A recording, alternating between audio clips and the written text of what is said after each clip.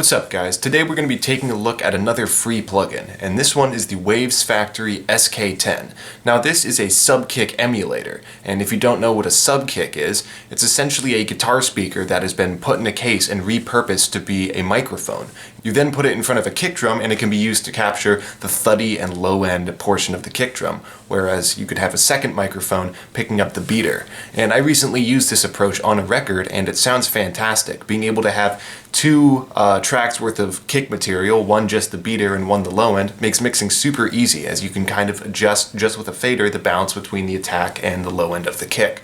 However, there are some issues with using a Subkick mic. Because they are made out of a guitar speaker, I had to put close to 60 decibels of gain in front of it with a preamp. So if you just had a regular interface, it might be hard to get a usable signal out of it.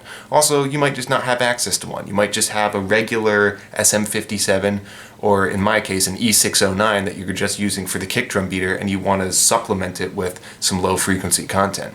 So, to see how this thing sounds, we're going to head over to the DAW and do a shootout between a real Subkick and the emulated Subkick. So, let's check it out. Alright guys, so here we are in the Pro Tools session. I have a section of drums from a song I'm working on with a friend that we're going to use as an example. So in this case, as you can see, we have overhead, snare, toms, and a drum bus. So for now, we're going to turn off the drum bus and just get a sound of the raw drums. And anyway, this is the Subkick, the speaker that's been modified into a kick mic, which sounds phenomenal, and the kick beater microphone, which was a Sennheiser E609, which you'll see sounded surprisingly good for this application. So let's give these a listen.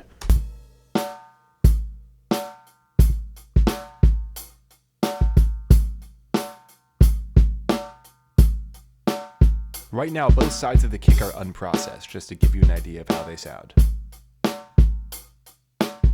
Okay, now I'm going to engage the drum bus and throw on the plugins I'm using. In this case, we have a REQ 6 EQ, just with a little bit of boosting in the mid and low range.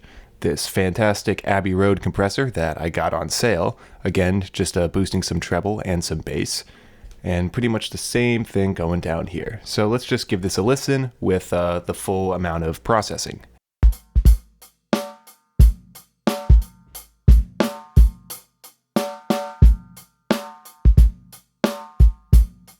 I especially like the thuddy and kind of neo-soul sound that we're getting from that kick drum. Okay, so we're going to bypass everything and start to ISO out the drums and see how they listen. This will give us an idea of how they sound before we bring in our Wavesfactory SK-10 and start doing the comparison. So here is just the Subkick.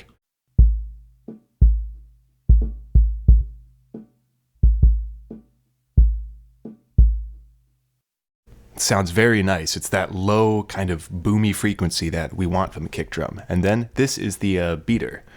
So as you can see, this is going to be a little more tinny and have a lot of attack.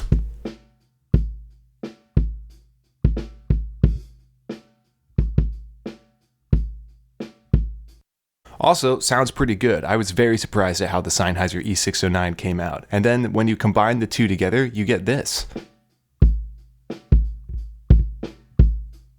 which in my opinion is a fantastic natural kick sound. I also need to give a shout out to my friend Adam for knowing how to tune his drums properly and achieve this kind of boom bap neo-soul sound. So now let's jump down and look at this plugin. So basically the controls are simple. You can see in and output gain here. There's a low pass filter that allows you to decide how much of the high frequency you want coming through the virtual Subkick, and then a mix control, which allows you to blend the wet and dry signals and the kind of a master gain. So what I like to do with this is head over to the kick beater and set a mono bus. In this case, we'll use bus 3. We're going to send this out at a pretty hot level, maybe like 0 or a little under, and we'll and then we're going to pipe that into this mono bus. So we'll give this a listen. Without, with. Now on the bus, I usually like to turn the mix all the way up because I'm essentially trying to do what I did here, get a blend between a beater and a Subkick.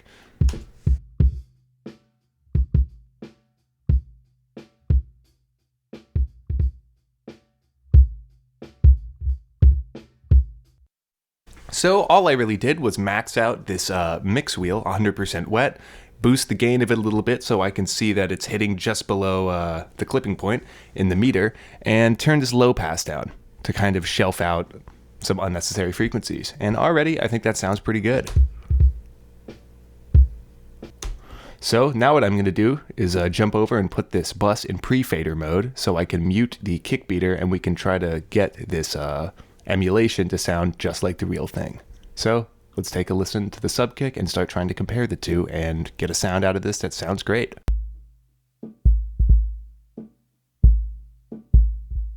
The original Subkick has a much lower sound, so we're going to jump down here, try to get that.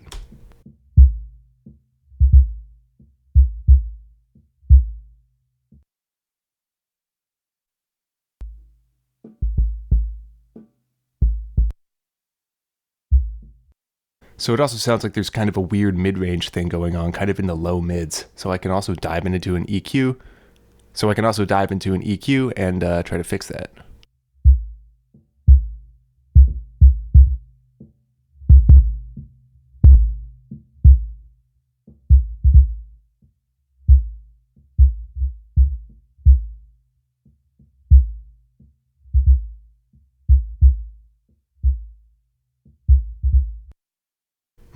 All right, see how that sounds.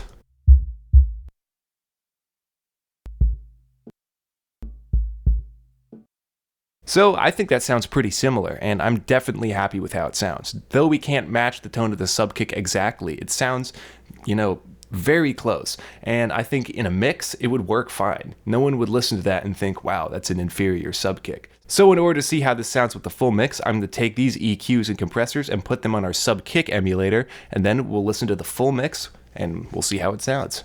Okay, so here's the full mix with our simulated kick.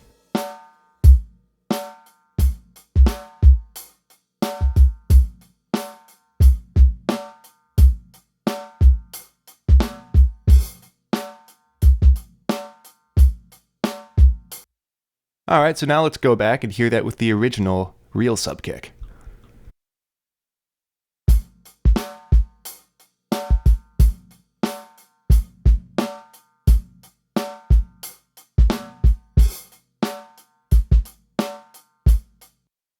Alright, one more time just to compare.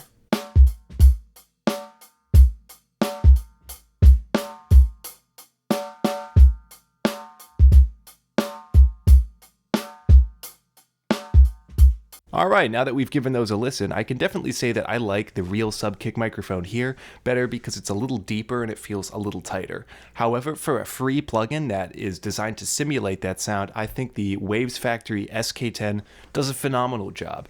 And I kind of like the 808 sound it has. It definitely works for the idiom we have here, where he's playing kind of a hip-hop inspired neo-soul beat.